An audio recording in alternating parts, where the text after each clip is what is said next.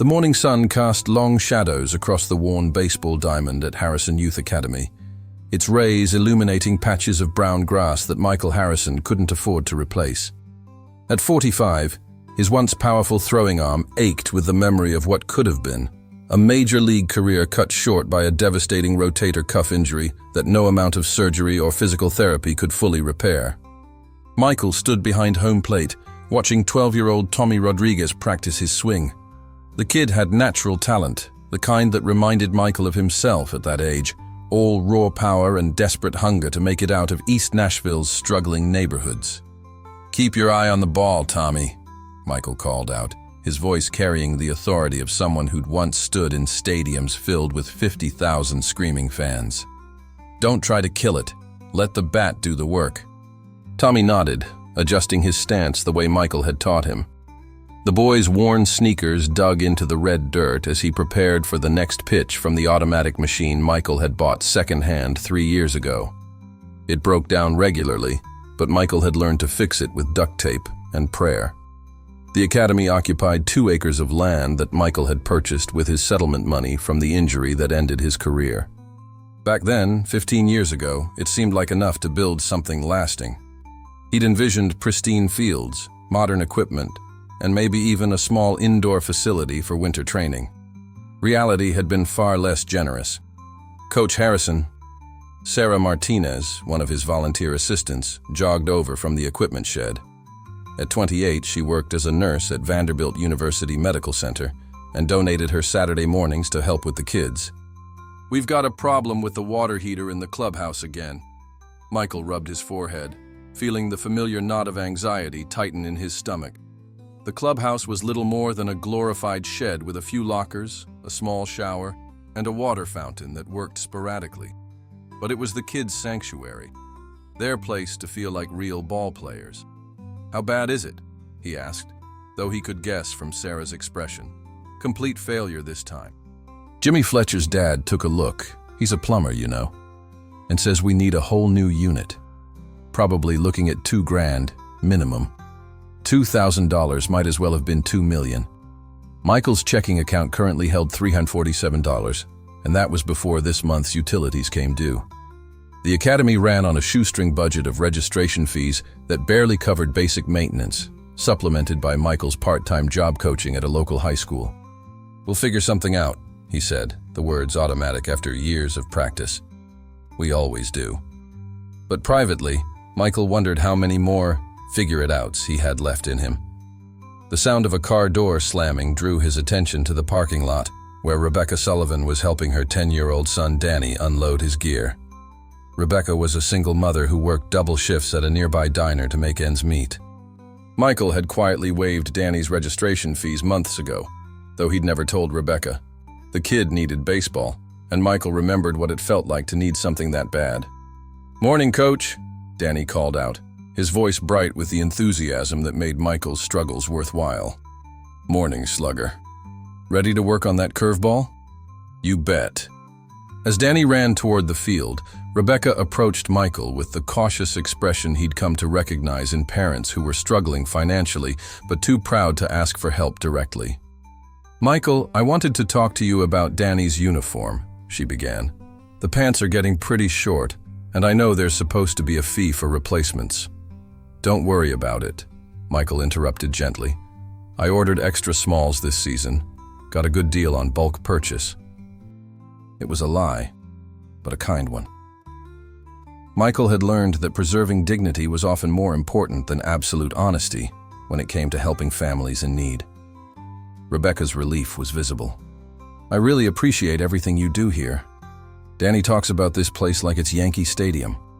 After she left, Michael walked the perimeter of the property, conducting his daily assessment of what needed fixing, replacing, or simply hoping would last another season. The dugout benches were splitting, held together with wood glue and determination. The outfield fence sagged in 3 places, and the pitcher's mound needed to be rebuilt before the season started in earnest. His phone buzzed with a text from his landlord, Carl Peterson. "Michael, need to discuss the lease renewal. Can we meet this week?" Michael's lease was up for renewal in 2 months, and he knew Peterson had been fielding offers from developers interested in the property. East Nashville was gentrifying rapidly, and 2 acres of prime real estate was increasingly valuable. Peterson had been patient and fair, but he was also a businessman with his own financial pressures. By noon, the morning practice session had ended, and Michael began the ritual of securing equipment and cleaning up. The kids helped enthusiastically, treating these chores like part of the game itself. It was one of the things Michael loved most about working with young athletes, their ability to find joy in the smallest aspects of the sport. "Coach, are we still having the fundraiser dinner next month?" asked Jennifer Walsh, another volunteer whose daughter played in the girls' softball league Michael had started 2 years ago. "That's the plan," Michael replied, though privately he wondered if it would raise enough to make a meaningful difference. Last year's event had netted about $100 to $200 after expenses, enough to cover equipment maintenance but far short of addressing the academy's deeper financial needs. As the last family drove away, Michael sat on the bleachers and surveyed his small kingdom. The afternoon sun painted everything golden, temporarily hiding the wear and desperation. In moments like this, he could almost believe things would work out. His phone rang, displaying a number he didn't recognize. "Harrison Youth Academy, this is Michael." "Mr. Harrison, this is Patricia Collins from Nashville Community Bank. I'm calling about your business loan application. Could we schedule a meeting to discuss the next steps?" Michael's heart jumped.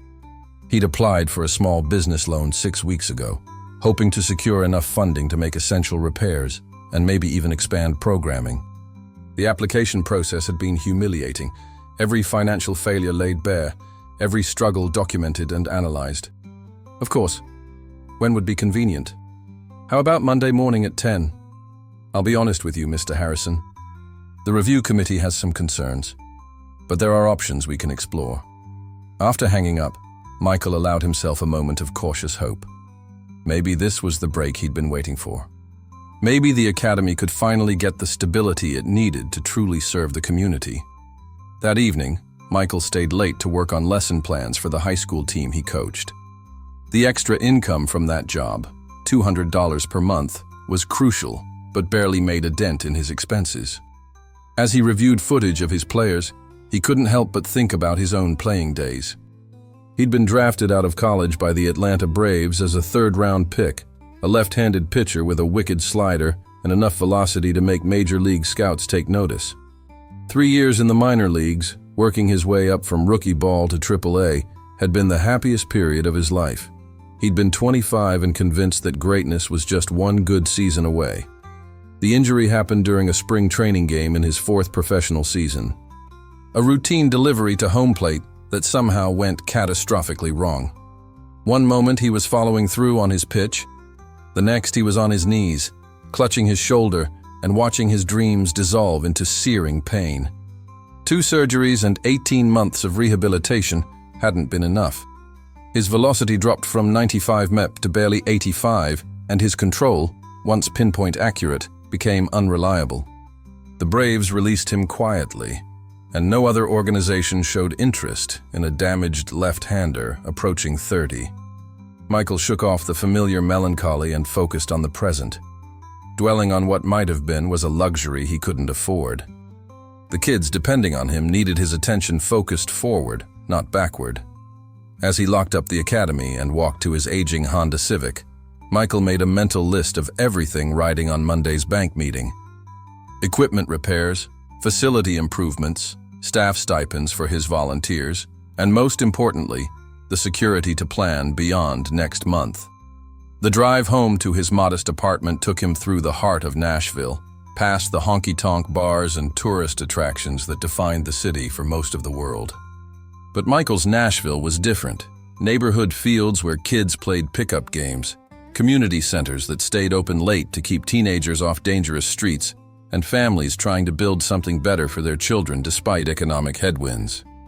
His apartment was a sparsely furnished 1-bedroom in a complex that had seen better decades. Michael had learned to live with minimal possessions, channeling every available dollar back into the academy. His furniture came from thrift stores and garage sales, and his idea of splurging was buying name-brand cereal instead of the store generic. Before bed, Michael checked his email and found a message from Tommy Rodriguez's mother, Maria. "Coach Harrison, Tommy won't stop talking about the academy. He practices his swing in our tiny backyard every night after homework. You've given him something to believe in. Thank you." Messages like this were why Michael persevered through every financial crisis and sleepless night. The academy wasn't just about baseball. It was about hope, community, and showing kids that their dreams mattered to someone. As he turned off the lights, Michael whispered a prayer he'd repeated countless times. "Just let me keep the doors open one more season. These kids deserve a chance." Outside his window, Nashville hummed with its usual energy. Musicians chasing their dreams, families working toward better tomorrows, and the eternal rhythm of a city that believed in second chances. Tomorrow would bring new challenges, but also new possibilities. Michael closed his eyes, his shoulder aching with the phantom pain that never fully went away, and tried to believe that somehow everything would work out. Monday morning arrived gray and drizzling, the kind of Tennessee weather that seemed designed to dampen spirits. Michael sat in the parking lot of Nashville Community Bank, checking his reflection in the rearview mirror. His sport coat was 10 years old but well-maintained, and his tie, one of only 2 he owned, was straight. He'd rehearsed his presentation a dozen times, though he suspected Patricia Collins had already made her decision. Inside the bank, the fluorescent lights cast everything in harsh relief. Patricia Collins was younger than he'd expected, maybe 35, with the professional demeanor of someone who'd learned to deliver difficult news with practiced kindness. "Mr. Harrison, thank you for coming in," she said, gesturing to a chair across from her desk. "I've reviewed your application thoroughly, and I want to be straightforward about where we stand." Michael's stomach dropped, but he kept his expression neutral. "I appreciate that. Your passion for the academy is evident, and the community impact is undeniable. We've received letters of support from parents, local officials, even some former students who've gone on to college scholarships. That carries weight with us." "But," Michael prompted, "but from a purely financial standpoint, the numbers are challenging. Your debt-to-income ratio, the academy's limited revenue streams, and the uncertainty around your lease renewal all present significant risks." Michael had expected this, but hearing it articulated so clinically still stung. What would it take to make the loan viable? Patricia consulted her notes.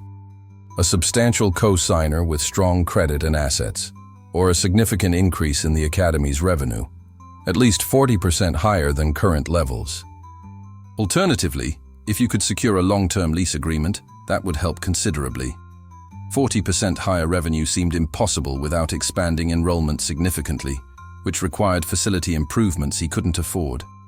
And asking someone to co-sign for $25,000 when he could barely make his own payments felt unconscionable.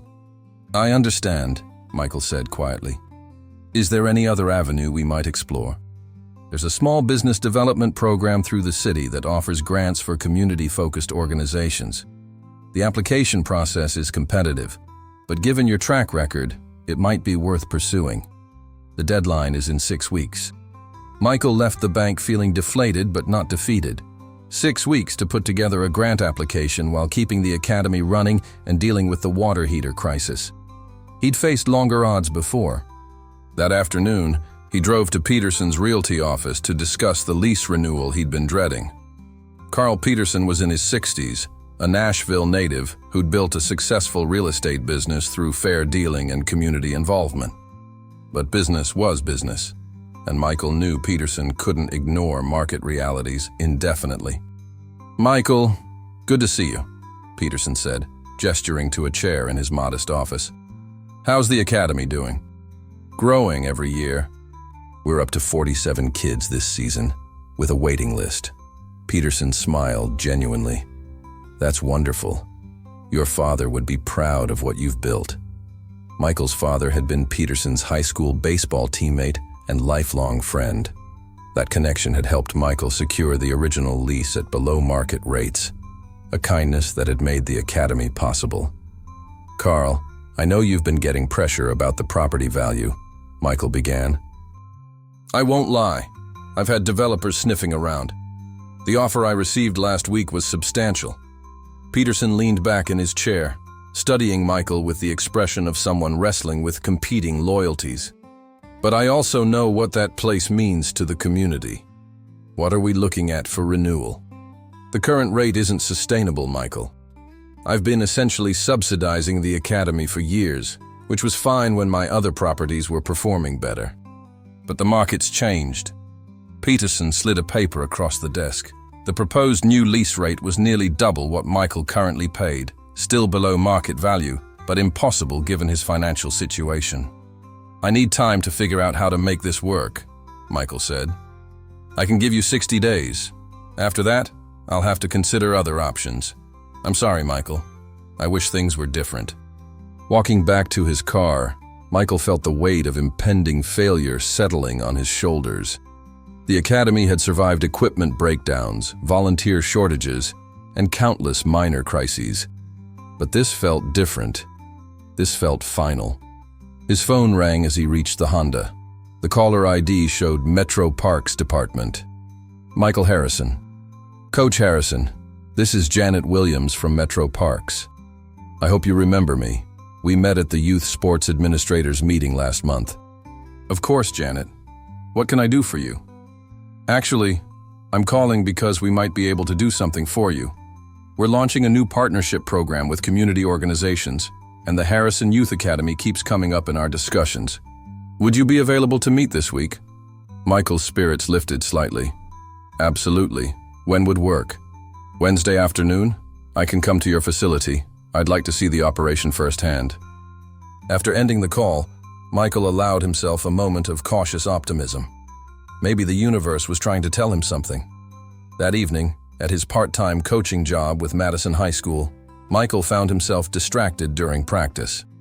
His players noticed his subdued mood, but were too respectful to comment directly.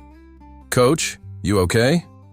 asked Jake Williams, the team's senior captain and a talented shortstop who reminded Michael of his younger self.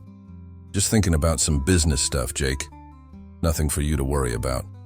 If there's anything we can do to help." Jake let the offer hang in the air, and Michael was touched by the genuine concern in the teenager's voice. "I appreciate that, more than you know.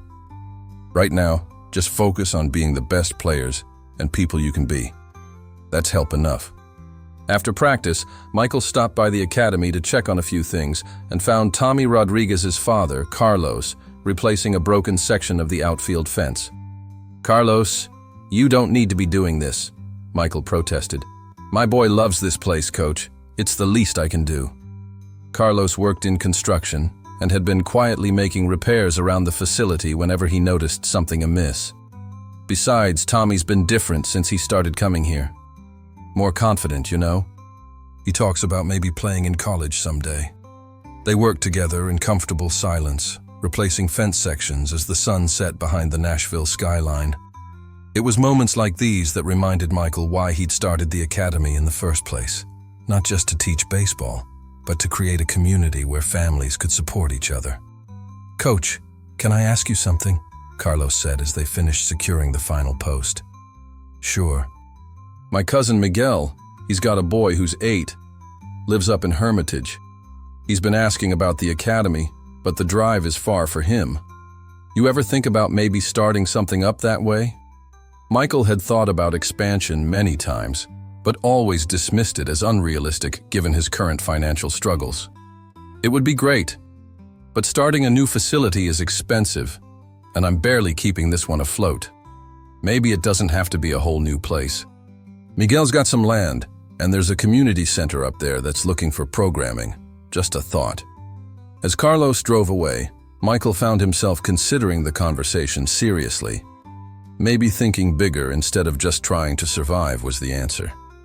Maybe the grant application should focus on expansion rather than just maintaining status quo. That night, Michael sat at his kitchen table with a legal pad and began sketching out ideas for a larger vision. What if the Harrison Youth Academy became the Harrison Youth Academy system? What if instead of one struggling facility, he could create a network of community-based programs that shared resources and expertise? The more he wrote, the more excited he became. A central facility with satellite programs in underserved neighborhoods. shared equipment and coaching resources, maybe even partnerships with schools and other community organizations. It was ambitious, maybe impossibly so, but it felt more inspiring than simply trying to patch together another year of survival. His phone buzzed with a text from Sarah Martinez. "Saw the news about the Community Sports Grant Program. Are you planning to apply? The Academy would be perfect for something like that." Michael quickly Googled Nashville Community Sports Grant and found a recently announced city initiative offering funding for youth athletic programs that served low-income families. The maximum award was $50,000, and applications were due in 5 weeks. Suddenly, the timeline Janet Williams had mentioned from Metro Parks made sense. They weren't just looking for partnerships, they were probably evaluating potential grant recipients. Michael stayed up until 2 a.m. researching grant requirements, community demographics, and potential program models. For the first time in months, he felt energized rather than exhausted by the challenges ahead. The Academy might be facing its biggest crisis, but maybe crisis was just another word for opportunity. Maybe this was when everything would finally come together or fall apart completely. Either way, Michael was ready to find out. Saturday morning brought Nashville's first truly warm day of spring, and the Harrison Youth Academy buzzed with activity. 3 different age groups were practicing simultaneously, the youngest kids working on fundamentals near the clubhouse, teenagers running drills on the main field, and a group of parents organizing equipment in the storage shed. Michael moved between groups with practiced efficiency, offering encouragement here, correcting technique there, and maintaining the positive energy that made the Academy feel special. Despite his financial worries, Saturday mornings remained his favorite time of the week. "Coach Harrison." Jenny Patterson, one of his most dedicated volunteers, jogged over with barely contained excitement. "You'll never guess who just pulled into the parking lot." Michael followed her gaze and saw a modest pickup truck with Tennessee plates. A man in jeans and a baseball cap was unloading what appeared to be several cases of equipment from the truck bed. "Do I know him?" Michael asked. "That's Larry Gatlin," Jenny whispered, as if speaking too loudly might make the country music legend disappear. "You know, from Larry Gatlin and the Gatlin brothers. What's he doing here?" Michael had heard the name but couldn't place the face. Country music wasn't his area of expertise, though living in Nashville made it impossible to avoid entirely. "Maybe he's lost," Michael suggested, but Larry Gatlin was already walking purposefully toward the field, carrying a large bag of baseballs and wearing the easy smile of someone comfortable in any situation. "Excuse me," Larry called out, his distinctive voice carrying the warm drawl that had made him a country music icon. "I'm looking for Michael Harrison." "That's me," Michael replied, extending his hand. "How can I help you?" Larry's handshake was firm and genuine. "Larry Gatlin, I heard about what you're doing here from a mutual friend, and I wanted to come see for myself. Hope you don't mind the unannounced visit." "Not at all, Mr. Gatlin. Welcome to the Academy." Michael noticed several parents and kids trying not to stare at their famous visitor, though Jenny Patterson was openly starstruck and apparently considering asking for an autograph. "Please call me Larry. I brought some equipment that's been sitting in my garage. Figured it might be more useful here." Larry gestured to the truck. "Good baseballs, some youth bats, couple of catcher's masks that my nephew outgrew." "That's very generous, but you didn't need to." "Actually, I kind of did." Larry's expression grew more serious. "My friend David Chen spoke very highly of what you're accomplishing here. He mentioned you might be facing some challenges." David Chen was a Nashville business owner whose daughter played in the Academy's softball program. Michael had no idea David knew anyone famous, let alone that he'd been talking about the Academy's struggles. "David tends to be overly generous with his praise," Michael said diplomatically. "Maybe, but I've learned to trust his judgment about character." Larry looked around the facility, taking in the patched fences, worn equipment, and obvious signs of a program running on dedication rather than resources. "Mind if I stick around and watch practice for a bit? I played some ball in high school, though that was a few decades ago." "Of course. Can I get you some coffee? Water?" "Coffee sounds great." As they walked toward the modest snack area that parents had set up in folding chairs near the bleachers, Michael found himself curious about this unexpected visitor. Larry Gatlin carried himself with the confidence of someone accustomed to attention, but there was nothing pretentious about his manner.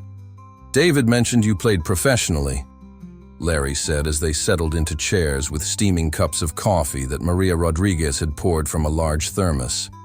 "Minor leagues. My career ended earlier than I'd hoped. That's tough, but it led you here, which seems like it might be an even better outcome." Michael watched Tommy Rodriguez work on his batting stance, remembering the shy kid who'd barely made contact with the ball 6 months ago. It has its rewards. And its challenges, I imagine. Running a nonprofit in this economy can't be easy. Michael glanced at Larry, wondering how much David Chen had shared. "We make it work. The kids are worth whatever it takes." They sat in comfortable silence for a while, watching the practice unfold. Larry seemed genuinely interested in the instruction, occasionally nodding approvingly when Michael called out corrections or encouragement. "You know," Larry said eventually, "I've been thinking about my own legacy lately. Made plenty of music, had a good career, but I keep wondering what really matters in the long run. Music touches people's lives. That's not nothing." "True. But what you're doing here, this is touching lives in a different way. These kids will remember this place forever." During a break in practice, several of the braver kids approached to say hello. Larry was gracious and patient, signing autographs and asking about their favorite positions and teams. Michael was impressed by how naturally he connected with the young athletes. "Mr. Gatlin," 10-year-old Sarah Chen asked, "do you know how to play baseball?" "A little bit. Your coach here knows a lot more than I do." "He used to be a real professional player," Sarah announced proudly. "He was really good." "I bet he was," Larry replied, smiling at Michael. "And now he's helping you become really good too." As practice wound down, Larry helped with equipment cleanup, working alongside parents and volunteers without fanfare. Michael noticed how he seemed to genuinely enjoy the simple tasks of organizing gear and wiping down equipment. "This feels good," Larry commented as they stacked bases in the storage shed. "Reminds me why I got into music in the first place, to be part of something bigger than myself." "You're welcome to come back anytime," Michael said. "The kids obviously enjoyed meeting you." "I'd like that. Actually, I wanted to ask you something. I'm putting together a small acoustic show next month for some friends and supporters. Nothing fancy, just an intimate evening at a local venue. Would you consider being my guest? Maybe bring some of your volunteer staff?" Michael was touched by the invitation, but conscious of the practical implications. "That's very kind, but honestly, I don't get out much. Too much going on here." "I understand. The offer stands if you change your mind." Larry paused, seeming to consider his words carefully. "Michael, can I be direct about something?" "Sure. David mentioned you're facing some financial pressures. I want you to know that if there's anything I can do to help, connections, fundraising ideas, whatever, I'm available." Michael appreciated the offer, but felt uncomfortable accepting charity from someone he'd just met. "I'm grateful for the thought, but we'll figure something out. We always do." Larry nodded, understanding the pride behind Michael's response. "Fair enough. But keep me in mind if you change your thinking. Sometimes help comes from unexpected places." That evening, Michael researched Larry Gatlin online and was surprised by what he found. Beyond the musical career, Larry had been involved in numerous charitable causes, particularly those focused on helping people overcome addiction and providing opportunities for disadvantaged youth. His reputation was sterling, and his charitable work seemed to be motivated by genuine conviction rather than publicity. On Tuesday, Michael met with Janet Williams from Metro Parks at the Academy. She arrived during the afternoon youth program, when 23 kids were engaged in various skill-building activities across the facility. "This is impressive," Janet said, watching a group of 8-year-olds practice catching fly balls while teenagers worked on pitching mechanics nearby. "The age integration is something we don't see often. The older kids love helping the younger ones, Michael explained. It builds leadership skills and creates a real family atmosphere. Janet took extensive notes as Michael walked her through the programs, facilities, and community impact. She asked detailed questions about enrollment demographics, volunteer coordination, and partnerships with local schools. Your grant application mentioned expansion possibilities, she said. Can you elaborate on that vision? Michael outlined his ideas for satellite programs and community partnerships, feeling more confident about the concept each time he described it. Janet's questions were probing but encouraging. One concern the review committee will have is sustainability, she warned. We've seen too many good programs collapse after initial grant funding ends. What's your long-term plan for financial stability? It was a fair question, and one Michael had been wrestling with constantly. Diversified revenue streams, more corporate sponsorships, expanded programming that can generate fees, and hopefully partnerships that reduce our overhead costs. Have you considered working with established organizations that could provide infrastructure support? Like metro parks? Michael asked hopefully. Janet smiled. Like metro parks. We're always looking for community partners who can help us serve populations we struggle to reach. Your location and community connections could be valuable assets. As she prepared to leave, Janet handed Michael a business card. The grant decision will be announced in 3 weeks. Regardless of that outcome, I think there are ways we can work together. Let's stay in touch. That night, Michael felt cautiously optimistic for the first time in weeks. The Metro Parks partnership could provide the stability the Academy needed, and the grant might fund the expansion he'd been dreaming about. His phone rang as he was reviewing budget projections at his kitchen table. The caller ID showed Larry Gatlin's name. "Hope I'm not calling too late," Larry said. "Not at all. What's on your mind?" "I've been thinking about our conversation on Saturday, and I have an idea I'd like to run past you. Are you free for coffee tomorrow?" "My treat." Michael hesitated, still wary of accepting help from someone he barely knew. But Larry's tone was respectful rather than patronizing. "Sure. Where would you like to meet?" "There's a little place called Frothy Monkey on 12th Avenue. Know it?" "I can find it." "What time works?" "How about 10? "And Michael, bring your grant application if you don't mind. I'd like to understand your vision better." After hanging up, Michael wondered what Larry Gatlin could possibly want to discuss that required seeing the grant application. Maybe David Chen had shared more details about the Academy's situation than Michael realized. Or maybe, as Larry had said, help sometimes came from unexpected places. Michael was beginning to hope that might be true. The Frothy Monkey coffee shop buzzed with the typical Nashville mix of musicians, business professionals, and students. But Michael barely noticed the atmosphere as he sat across from Larry Gatlin, his grant application folder open between them. Larry had been reading through the materials for 20 minutes, occasionally asking clarifying questions or nodding approvingly at specific sections.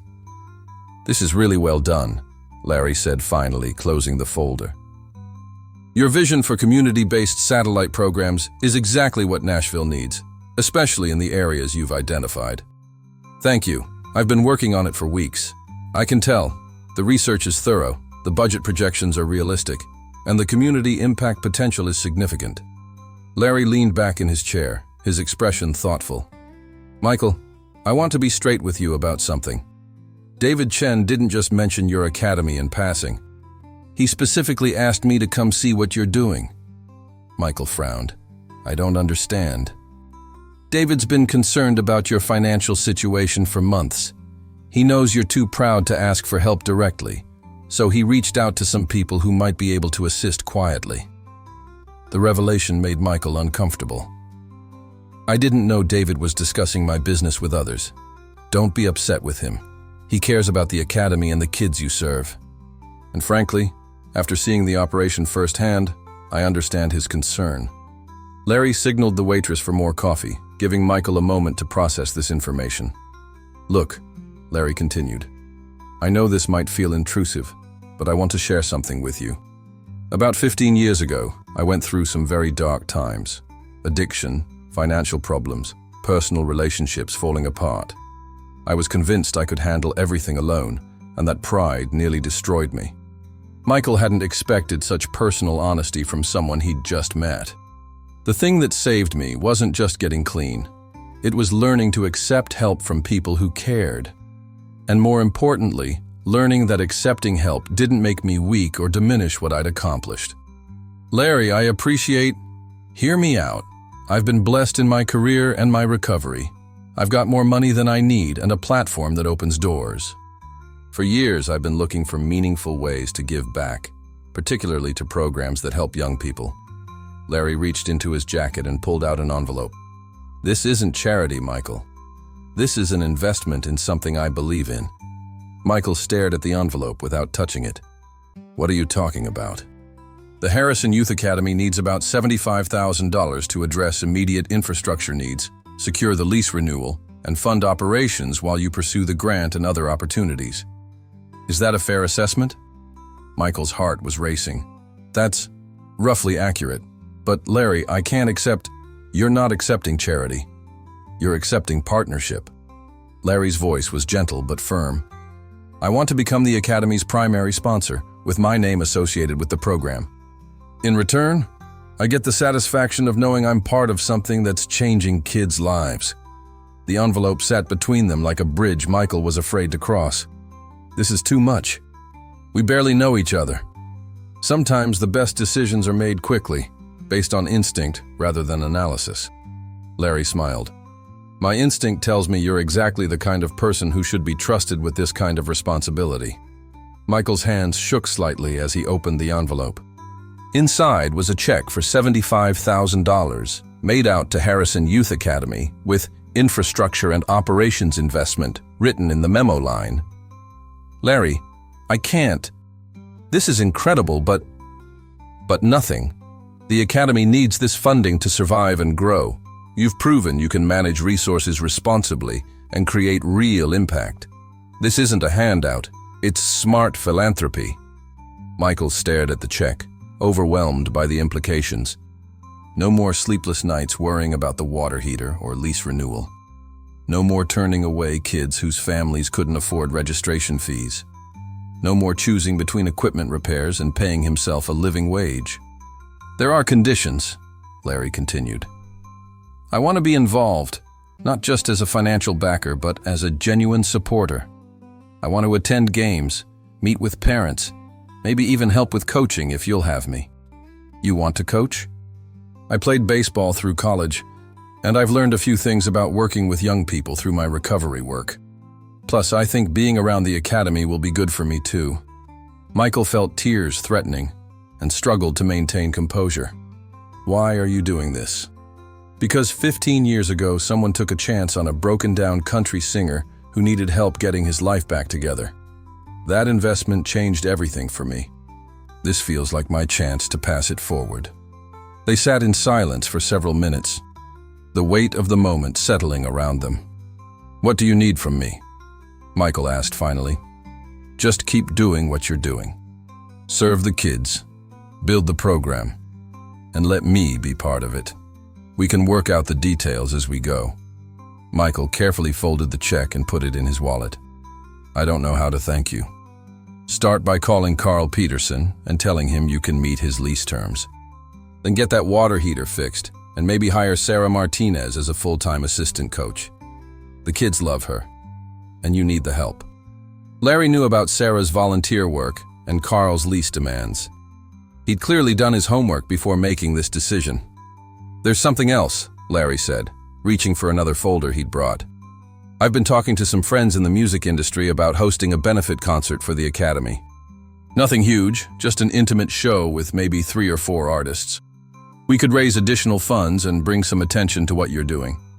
A concert? Here in Nashville? I'm thinking the Ryman Auditorium if we can get it. Small venue, maybe 2,400 seats, but the prestige would attract attention and sponsors. We could call it Music for Dreams or something like that. Michael's head was spinning with possibilities he'd never dared imagine. Larry, this is all happening so fast. The best opportunities usually do. Look, take some time to process all this, but don't take too long. I'm excited to get started, and those kids need to know their program is secure. As they prepared to leave, Larry handed Michael his business card. "Call me tonight after you've talked to Carl and Sarah. We've got a lot of planning to do." Walking back to his car, Michael felt like he was floating. The check in his wallet represented more than financial security. It represented validation that what he'd been trying to build mattered to someone beyond his immediate community. His first call was to Carl Peterson. "Carl, it's Michael Harrison. About that lease renewal. I'd like to schedule a meeting to finalize the terms." "Michael, I'm glad you called, but I have to be honest. The numbers haven't changed. I know they're challenging for you. I understand, and I'm prepared to meet them. When can we get together?" There was a long pause.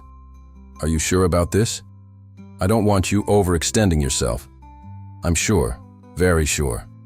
The relief in Carl's voice was audible. "How about tomorrow morning? And Michael, I'm really glad this worked out. Your father would be proud." Next, Michael called Sarah Martinez at the hospital. "Sarah, it's Michael. Are you somewhere you can talk privately?" "Sure, I'm on break. What's going on?" "How would you feel about leaving nursing to work full-time at the academy?" Sarah's laugh was incredulous. "Michael, you know I'd love that. But you can barely afford to pay yourself, let alone hire staff. Things have changed, significantly. Could we meet tonight to discuss details? Are you being mysterious on purpose?" "Just cautious. But Sarah, I'm serious about the job offer. We need to expand our programs, and I need someone I trust to help run things." "Okay, now I'm really curious. Where do you want to meet?" That evening, Michael sat with Sarah at a quiet restaurant near the hospital, explaining the morning's events. Sarah's expression shifted from skepticism to amazement as the story unfolded. "Larry Gatlin just wrote you a check for $75,000? She asked for the third time. "I know how it sounds. I'm still processing it myself. And he wants to be actively involved in the academy. Coaching, attending events, helping with fundraising. He seems genuinely committed to being part of what we're building." Sarah shook her head in wonder. "Things like this don't happen in real life." "Apparently, they do. So what do you think about the job offer? I can offer you $40,000 to start, with health insurance and the possibility of raises as we grow." "Michael, you know my answer. I've been dreaming about working at the academy full-time for 2 years. When would you want me to start?" "As soon as you can give notice at the hospital. We've got a lot of work ahead of us." That night, Michael called Larry as promised. "How did the conversations go?" Larry asked. Carl was relieved and excited. "Sarah accepted the job offer and will give her notice tomorrow." "I can't believe this is really happening." "Believe it, and get ready for a busy few weeks. I've already started making calls about the benefit concert, and I want to meet with your board of directors to discuss long-term planning." "Board of directors?" Every successful nonprofit needs proper governance. Don't worry. I know some good people who'd be honored to serve.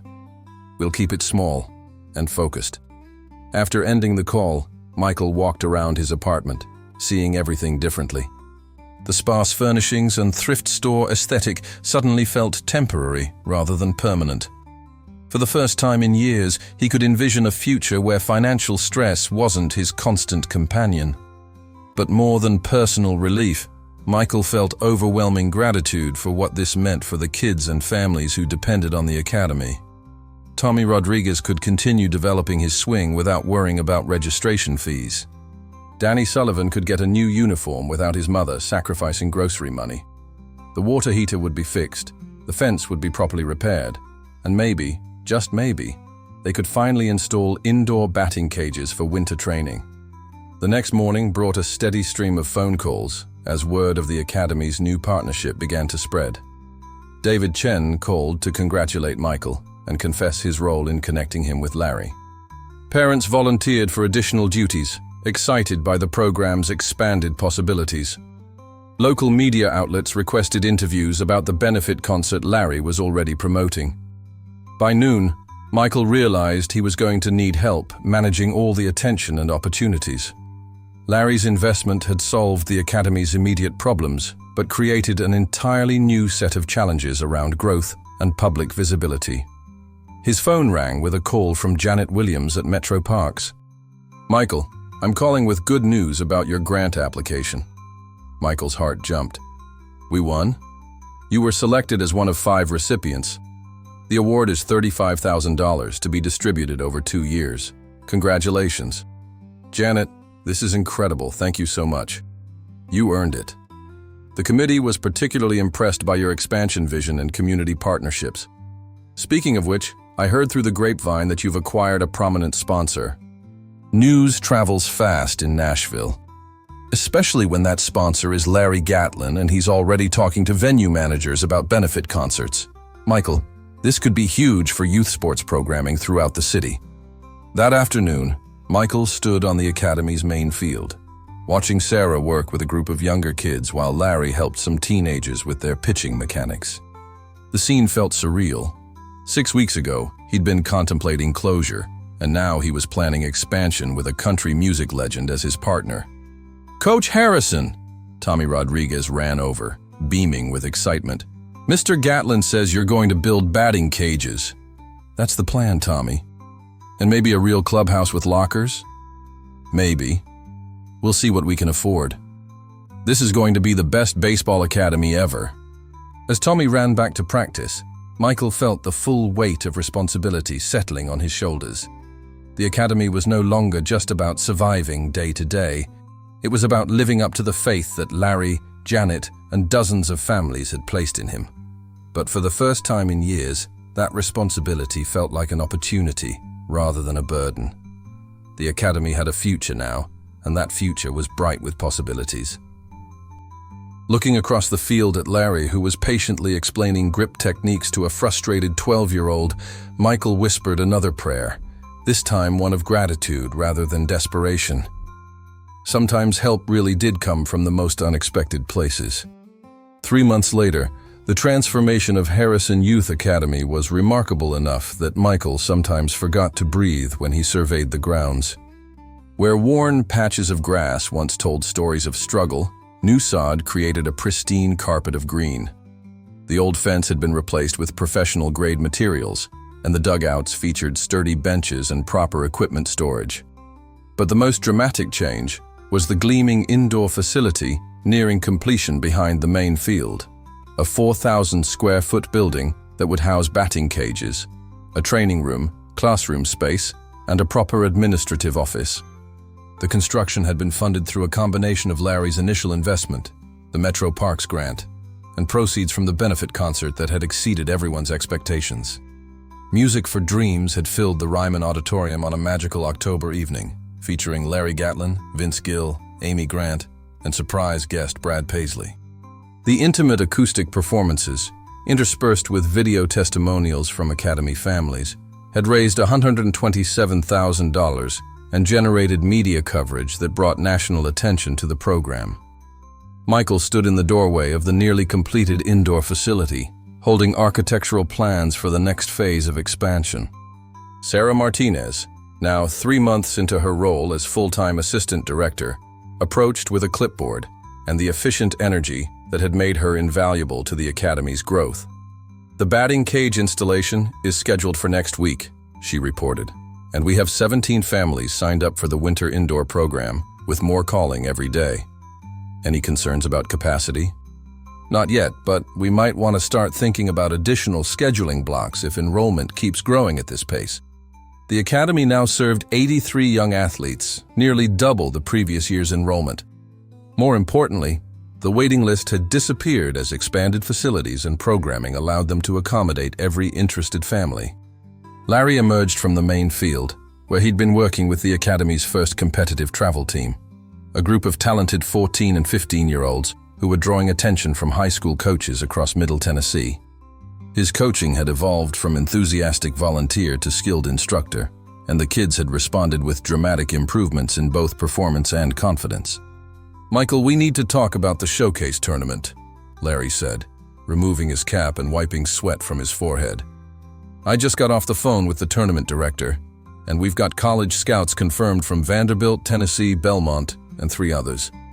The showcase tournament was Larry's latest initiative, a weekend event that would bring together travel teams from across the region to compete while college recruiters evaluated talent. For academy players, it represented opportunities that would have been unimaginable under the old financial constraints. "That's incredible," Michael replied. "Are our kids ready for that level of competition?" "They will be by spring."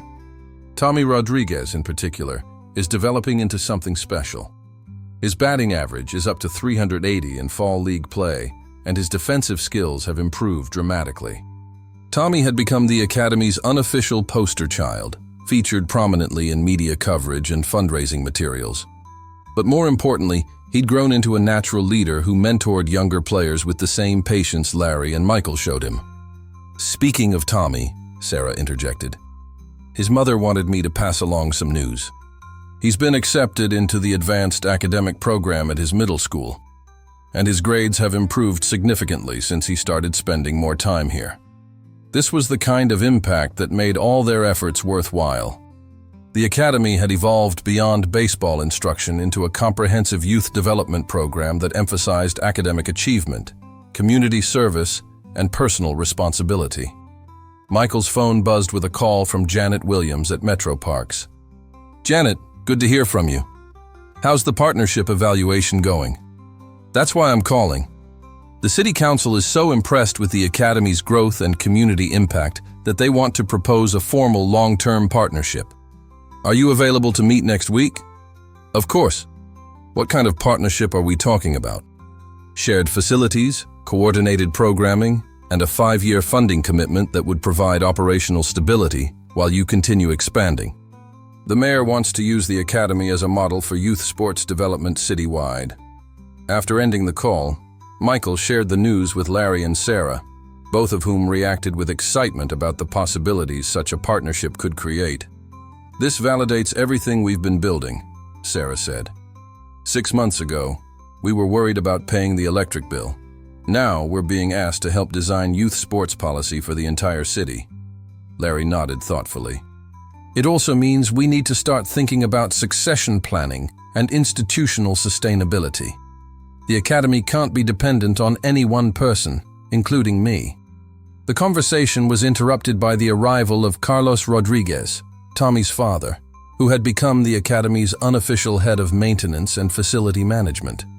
His construction expertise had been invaluable during the expansion, and his quiet leadership had helped integrate new families into the Academy community. "Coach Harrison, we've got a delegation here to see you," Carlos announced with barely contained excitement. Through the facility's new glass doors, Michael could see a group of well-dressed adults speaking with several Academy parents. He didn't recognize most of them, but their professional appearance suggested this wasn't a casual visit. "Any idea what this is about?" Michael asked. "I think you should go find out," Carlos replied, with a knowing smile that suggested he had more information than he was sharing. Outside, Michael was approached by a woman in her 50s wearing a Nashville SC jacket and carrying a folder thick with documents. "Mr. Harrison, I'm Patricia Walsh, Director of Community Outreach for Nashville SC. We've been following the Academy's development with great interest." Nashville SC was the city's Major League Soccer team, known for innovative community programs and youth development initiatives. "Thank you for coming out. How can I help you?" "Actually, we're hoping to help you. We're launching a multi-sport youth development campus, and we'd like the Harrison Youth Academy to be our baseball partner." Michael was stunned. Partnership with a professional sports organization could provide resources and opportunities beyond anything they'd imagined. What would that look like practically? Patricia opened her folder and pulled out architectural renderings of a proposed facility that took Michael's breath away. The complex featured multiple baseball diamonds, indoor training facilities, and shared amenities that would serve hundreds of young athletes across various sports. "We're proposing a 10-acre development in partnership with Metro Parks, with the Harrison Youth Academy serving as the baseball programming provider. Your existing facility would become a satellite location, with the main campus handling advanced training and competitive leagues." Larry had joined the conversation and was studying the renderings with obvious excitement. "This is exactly what we talked about in your original grant application," he told Michael. "Multiple locations, shared resources, expanded programming capacity. The timeline would have construction beginning next fall, with openings scheduled for spring 2 years from now, Patricia continued. We'd want you to maintain your academy's identity and philosophy while having access to world-class facilities and professional support staff. Michael's head was spinning with the implications. This represented validation of everything they'd built, but also raised questions about maintaining the intimate, family-oriented culture that made the academy special. I'd need time to review the details and discuss this with our board, he said carefully.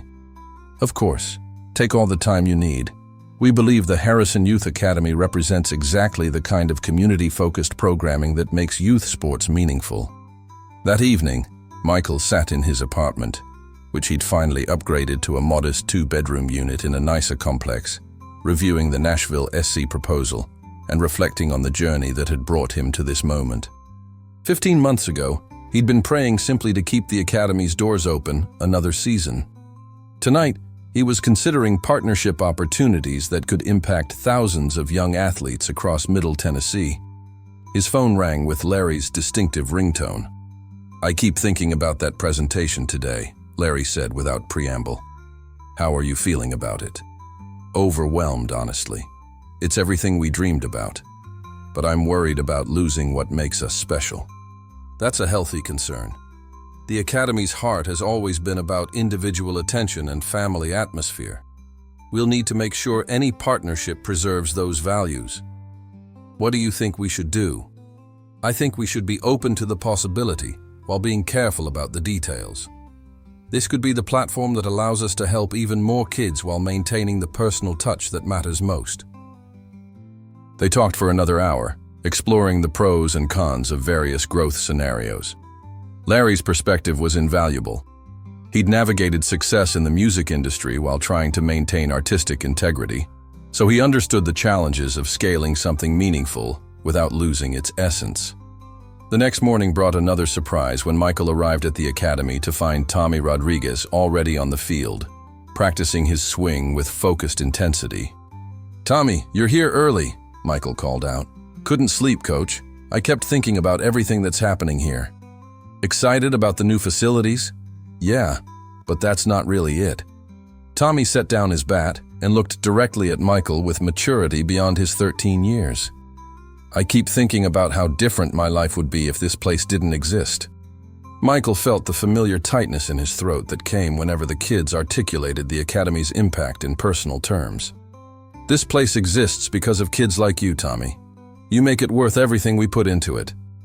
I want to do something to help other kids have the same chance I've had. Maybe I could volunteer with the younger groups or help with fundraising somehow."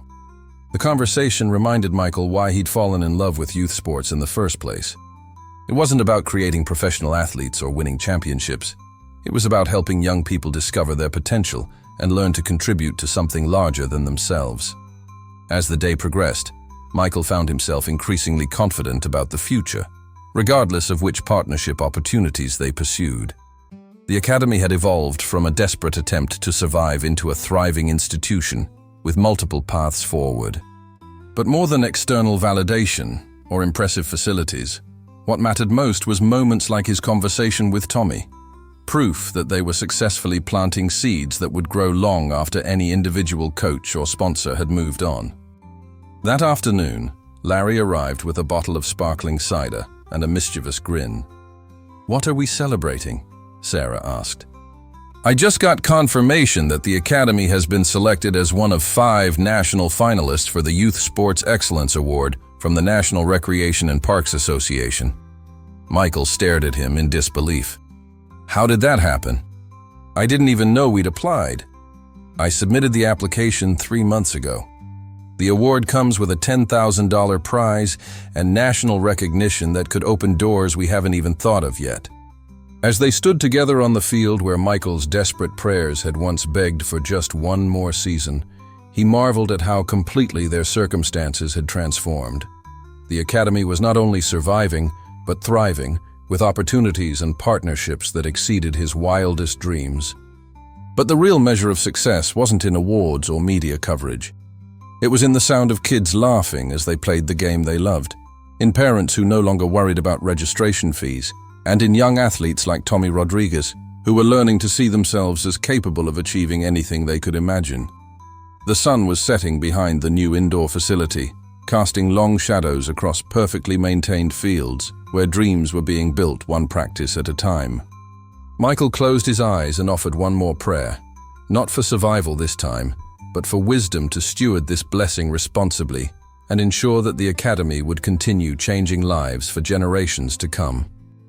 Sometimes miracles arrive disguised as unexpected partnerships, generous strangers, and the simple faith that something worth doing was worth fighting for, no matter how impossible the odds might seem. The Harrison Youth Academy had found its future, and that future was brighter than anyone had dared to dream. 2 years later, Michael Harrison stood at home plate of the newly constructed Nashville Youth Sports Complex, watching the final innings of the inaugural Music City Championship. The sprawling facility, a testament to the partnership between Harrison Youth Academy, Nashville SC, and Metro Parks, buzzed with energy as families filled bleachers that could accommodate over 1,000 spectators. The complex had exceeded even their most optimistic projections. 4 regulation baseball fields surrounded a central clubhouse that housed training facilities, classrooms, and administrative offices. The original Harrison Youth Academy site had been transformed into a specialized training center for younger players, while this main campus served as headquarters for what had become the largest youth baseball program in Tennessee. "Bottom of the 9th, 2 outs, bases loaded," announced Sarah Martinez through the public address system. Her role had evolved to Executive Director of Baseball Operations, overseeing a staff of 12 full-time coaches and coordinating with satellite programs in 4 neighboring counties. At the plate stood Tommy Rodriguez, now 15, and the team captain of the Academy's premier travel squad. His transformation from the shy 12-year-old who'd once struggled to make contact was complete. He was batting .412 for the season and had already received scholarship offers from 6 colleges. Larry Gatlin sat in the dugout wearing his official Harrison Academy coaching uniform, a position that had become far more than ceremonial.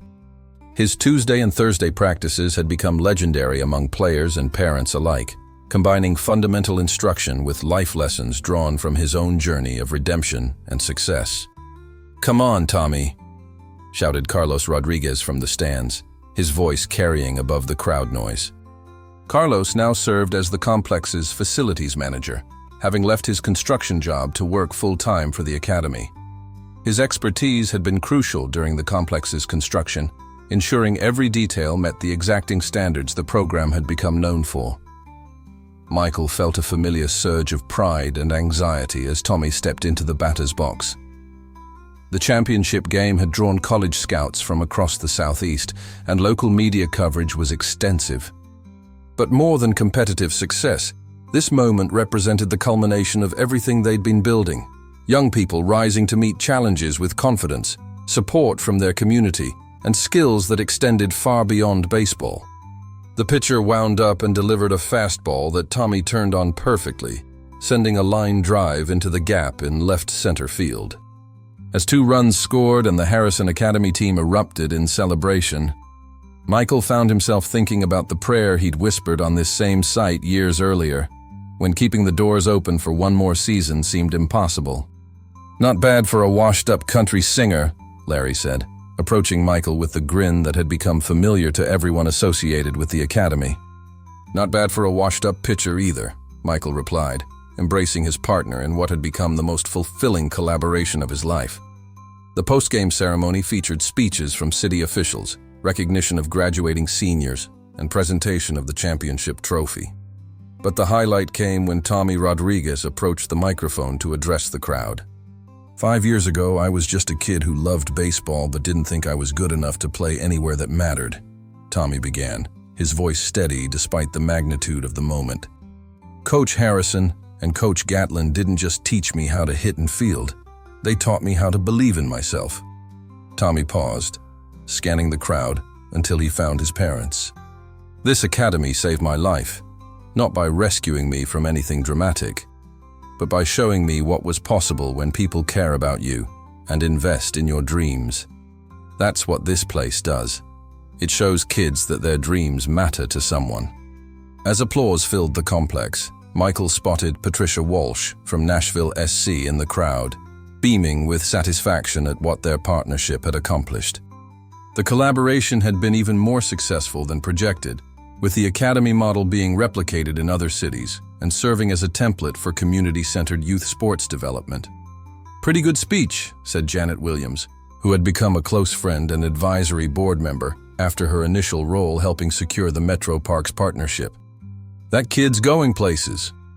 "They all are," Michael replied, watching Tommy sign autographs for younger players who looked at him with the same admiration he'd once reserved for major league stars. Later that evening, after equipment had been stored and families had departed, Michael walked the complex grounds with Larry and Sarah, conducting their traditional post-event review. "Enrollment for next season is at 312 kids," Sarah reported, consulting her ever-present clipboard. "We've got waiting lists for 3 age groups and inquiries from families as far away as Kentucky and Alabama.